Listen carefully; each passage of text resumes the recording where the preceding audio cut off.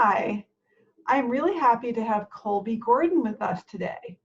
Colby received his Ph.D. in comparative literature from UC Irvine in 2013 and is now an assistant professor of English at Bryn Mawr College. Colby is the co-editor of a special issue of the Journal of Early Modern Cultural Studies on transgender themes and identities in Renaissance English literature.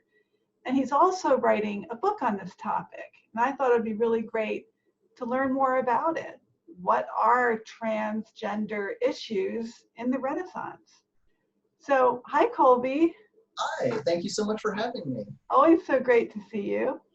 So, to get us started, can you just tell our listeners what trans means in the context of this work that you and your collaborators are doing?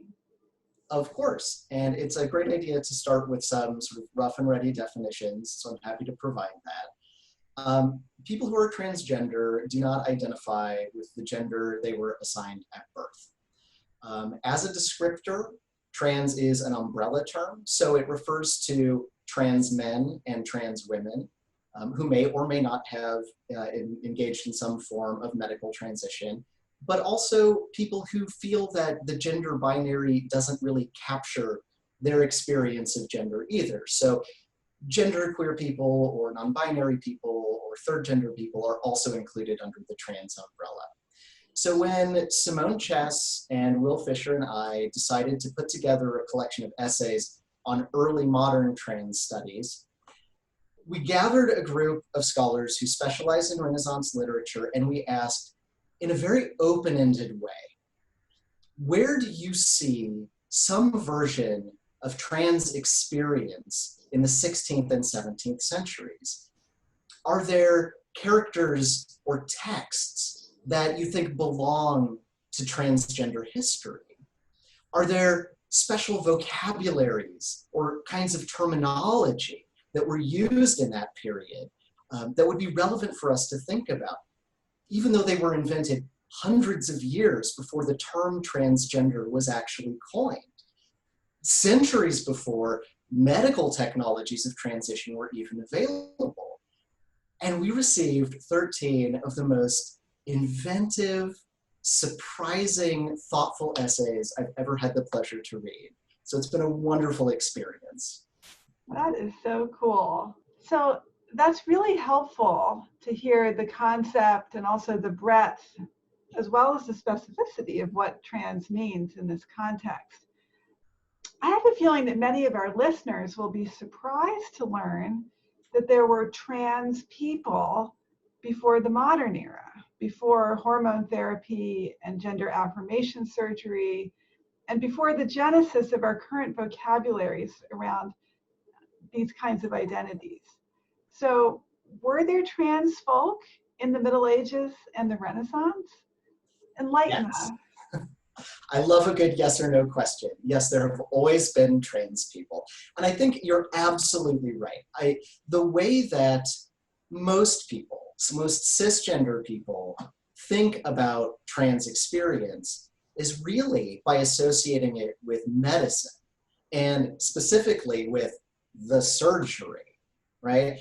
And, you know, there are some problems with that, right? It's a very pathologizing way to talk about trans bodies. It's not how trans people understand our own identity. It gives physicians a huge amount of power to gatekeep access to really important healthcare for trans people. And letting go of this sense that trans identity depends on medicine is actually really helpful, I think. As a scholar of the Renaissance, you know, I really feel that associating transness with medicine foreshortens trans history in ways that are really damaging, right? So it gives us the sense that trans people were invented sort of by doctors recently. And I know, because of my profession, that Renaissance literature is flush with characters who are not associated with the gender binary. You know, Renaissance literature is full of eunuchs and hermaphrodites and saints that spontaneously transition when they pray really hard, and gender fluid angels and hermaphroditic werewolves. So there really wasn't a sense that there were two immutable genders, and whichever one you were born into was sort of your fate for the rest of your life. That is not how people thought about gender in the Renaissance at all. And there's some real use to returning to some of these models about the sort of flexibility of gender. The idea that gender transition was not only a part of life, but maybe something that was kind of inevitable. You know, not just because that pushes transgender history back by 400 years, it's also helpful in creating some distance from the sort of medicalized models of transition, which have really caused a lot of damage. Oh, so interesting. So this is the Shakespeare Center. So Okay. I have to ask you the Shakespeare question. Okay. Where do you see these themes and identities in the plays or poetry of William Shakespeare? You know, it's interesting. Of the 13 essays that we received for this volume, only 2 of them dealt with Shakespeare, which is really surprising. Usually Shakespeare takes up such a massive share of all of the work that's done, especially on gender in the Renaissance. And as it happens, Shakespeare's position in early modern trans studies is the source of a little bit of controversy. So on the one hand, of course, Shakespeare's dramatic works include a great deal of play with gender, right? In Cymbeline, in As You Like It, or in Twelfth Night, there are characters who experiment with different kinds of gender presentation. But we have an essay in the volume by Sawyer Kemp, who thinks through some of these issues with performance and staging in particular, that really emphasizes the ways that, you know, some of these texts treat those characters as engaging in a kind of deception or a disguise.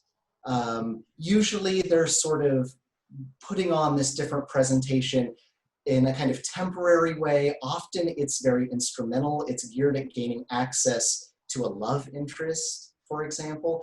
And that is really the source of deeply transphobic tropes that are still with us today, right? So for instance, in The Merry Wives of Windsor, Falstaff is trying to seduce a woman essentially so that he can gain access to her money. And there's a scene where he dresses up as the fat woman of Brentford, or the witch of Brentford. And in this scene, it concludes with him being sort of mercilessly beaten by the husband of the woman that he's trying to seduce. And this is presented as something that's supposed to be funny. The audience is invited to laugh along with this really brutal scene of sort of transphobic violence, because Falstaff is presented as a man in disguise who's being sort of predatory. His body is presented as grotesque in certain ways. And this violence, he says that he's beaten into all the colors of the rainbow. This is a source of humor.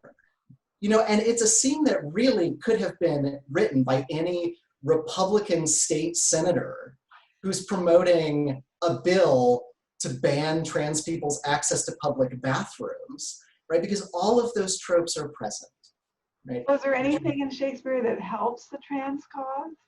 So I think it's absolutely possible to find a sort of affirmative trans experience or production of Shakespeare. And that's one of the things that Sawyer Kemp's essay really thinks about. You know, what would it mean to take some of these characters who are not all treated like Falstaff and to present them in a way that's affirming and sort of a piece with trans life, instead of, you know, all of these sort of negative transphobic images. And Kemp looks at the 2017 production of As You Like It by the California Shakespeare Festival, which includes not just trans actors and trans members of the creative team, but really was engaged in a lot of community outreach to think about issues like queer homelessness, and really brought that into both the production and sort of educational material that was sort of seeded around the theater. And I think one of the things that's most interesting about this work is that making a trans inclusive production really requires that we rethink a lot of the affordances of the theater itself. Who is included, who has access to these spaces, the bathroom situation, the kinds of intermissions, how theaters and creative companies are staffed. All of those are important to be able to open up Shakespeare in a way that is welcoming to trans publics. That is so fascinating. One of the arguments that you make in the special issue that was a kind of a surprise to me, and I think would be of interest to our listeners, is that there's a relationship between transgender identities and racialized identities. Can you just give us a quick account of how that works? Absolutely. I think that might actually be the most important takeaway for me from all of the work that we've collected. The history of transphobia is part of the history of white supremacy. And all of the different figures and texts that we looked at in the special issue had some connection to the history of race, and often very violent histories of racism. And that's really true since the very origins of white supremacy. Racism has always involved policing people's gender, especially casting aspersions of gender deviance onto non-white populations. That's a very old facet of white supremacy. So for instance, in the Middle Ages, there was a particular belief or accusation that Jewish men menstruated, and that relationship to sort of ambiguous embodiment was connected to ideas of sort of cosmic religious guilt and animality, and it was, invoked to justify particular forms of violence, genocidal violence. Right? And if you think about also the history of colonialism from the 15th century onward, Spain, Portugal, later England, as part of their colonial projects, came into contact with communities that did not subscribe to the gender binary, that really did have much more expansive ideas about gender and the existence of multiple genders.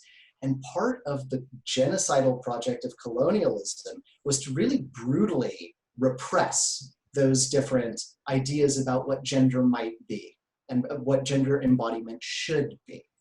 And so part of the work is thinking through the ways that white supremacy has mandated a particular idea about gender as immutable and binary, and looking for historical alternatives to that, while really drawing out those connections. And I think especially in our historical moment right now, it's really crucial that we understand that fighting transphobia is part of fighting white supremacy.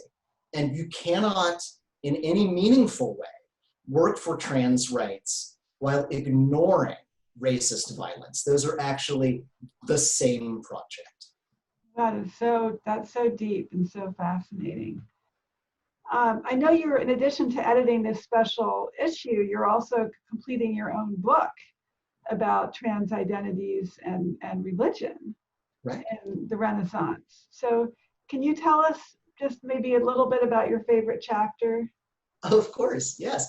So I'm writing a book, as you said, on theology as the sort of place that people went to think about transition before there were hormone therapies or gender-affirming surgeries. People looked to religious figures and religious texts to understand how gender worked.